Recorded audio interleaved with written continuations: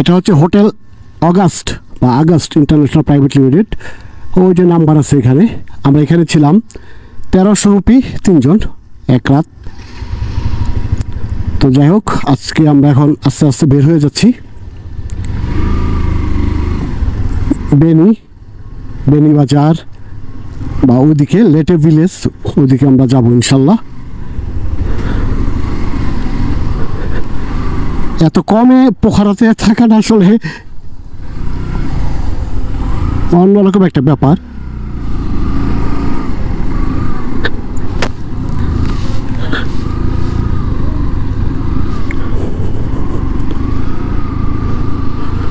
অনেক কম রেন্টে আমরা পোখরাতে ছিলাম। প্রথম যেটাতে গেছি ওটাতে ওই নিচে ওয়াটার হাউস 6000 রুপি চাইছিল।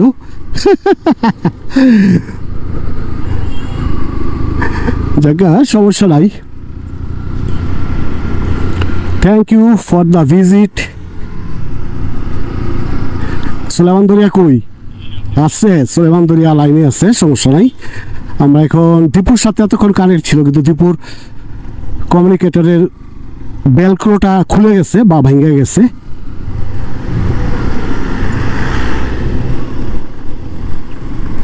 আমরা পাও লেক, এটার নাম পাও লেক। হ্যাঁ হ্যাঁ,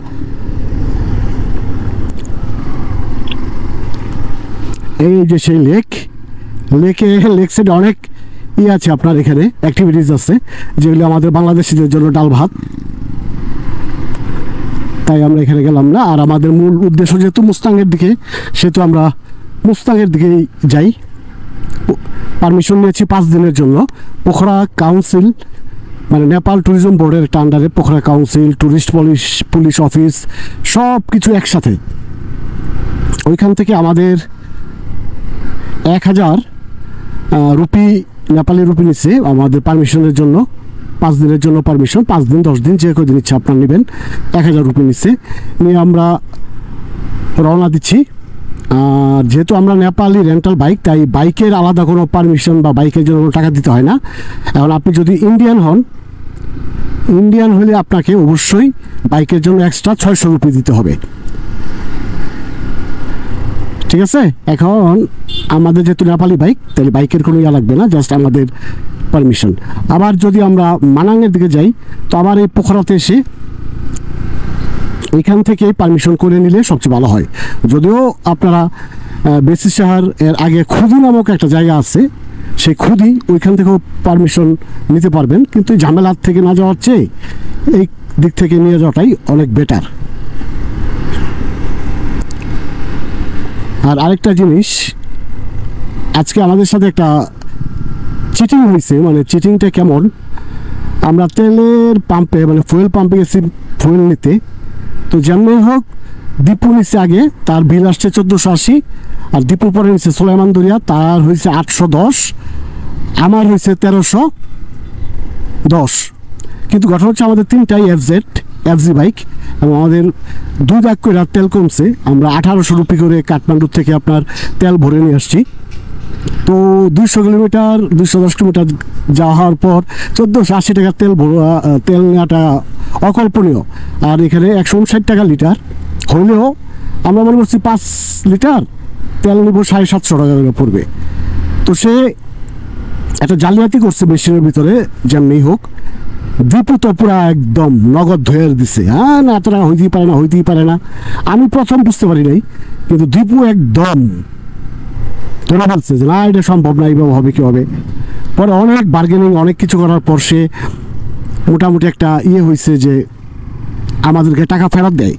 প্রথমে 500 করে টাকা ফেরত দিচ্ছে। পরে বলছে না, আমরা একটা মাইল সেট ধরছি যে সুলেমান দরিয়াটা যেহেতু 810 রুপি নিচ্ছে, তাহলে এটাতেও আমাদেরগুলো তো 800 টাকা করে হবে।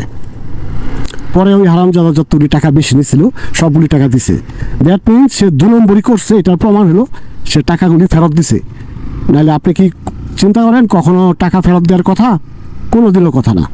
বিরাট বাটপার, মানে একটা বাটপারি করছে। এর ছাড়া নেপালের অন্য সব কিছু ওকে, আলহামদুলিল্লাহ।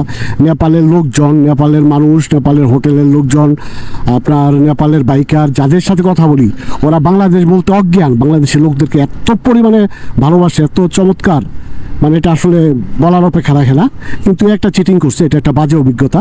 এটা নিয়ে একটা লাইভ করবো ইনশাল্লাহ, আশা করি বা আপনারা শুনবেন। তো আমরা এখন মুস্তাং সার্কিটের উদ্দেশ্যে রওনা দিছি, হয়তোবা আগামীকালকে মুস্তাংয়ের দিকে ঢুকবো। আজকে আমাদের টার্গেট হচ্ছে বেনি আর লেটে ভিলেজ, মারফা ভিলেজ, যেখানে হোক আমরা থাকবো ওইখানে। যেহেতু আমাদের পারমিশন নিতে নিতে দেরি হয়ে গেছে, 10টার সময় অফিস খুলে, আর এখন বাজে প্রায় 12টা, তাই আমরা একটু লেটে বেরোইছি। তো যাক, ভিডিওটা এই পর্যন্তই। নেক্সট ভিডিওতে আরও আপডেট দিব ইনশাল্লাহ। পোখরা শহরের সম্পর্কে তো অনেক ভিডিও আপনারা পাবেন ইনশাল্লাহ, আশা করা যায়। Thank you.